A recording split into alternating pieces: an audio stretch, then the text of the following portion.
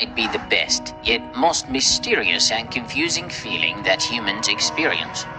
Just like any aspect of human behavior, love is controlled by our biology and biochemistry.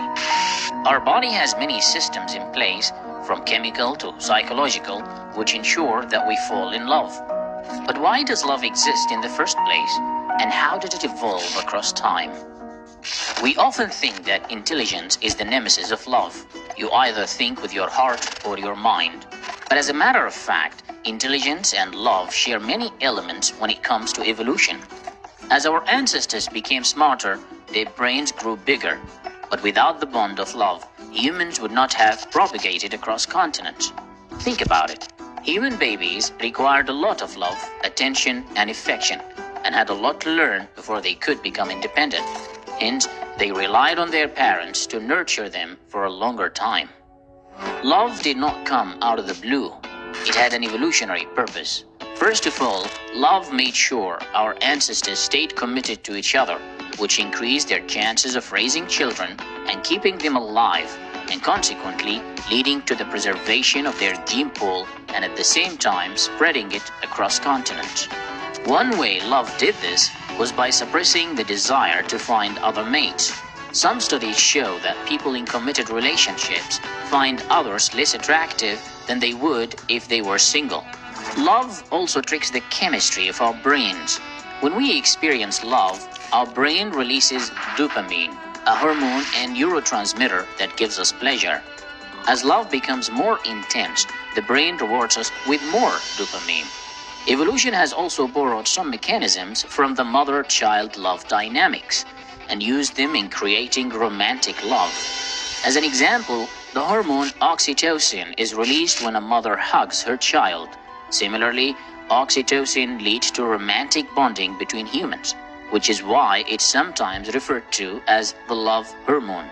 What's even more interesting is that the more oxytocin receptors the brain has, the stronger supposedly the person's marriage bond is, and the longer a relationship can last. These rewarding and happiness-inducing hormones and neurotransmitters ultimately promote the person's brain to stay devoted to their partner, who in turn helps gather resources and provides protection for the offspring. Romantic love also helped increase the motivation of our ancestors in the challenging task of nurturing children until they became independent. For instance, human males are the only primates that support and nurture their children along with the mothers. Evolutionary speaking, collaboration means higher chances of survival. That's what love gave us. Love seems to have played an enormous role in enhancing our cognitive skills.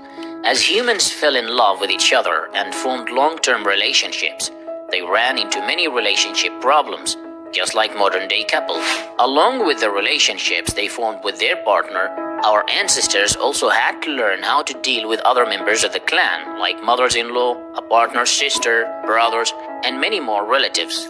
These complicated relationships led humans to building a high level of cooperative skills and social intelligence, which helped our brains grow bigger. The increase in brain size then allowed us to develop language and advanced consciousness. As such, with just a little bit of love, humans made the final transition from a primitive, simple brain to a complex one.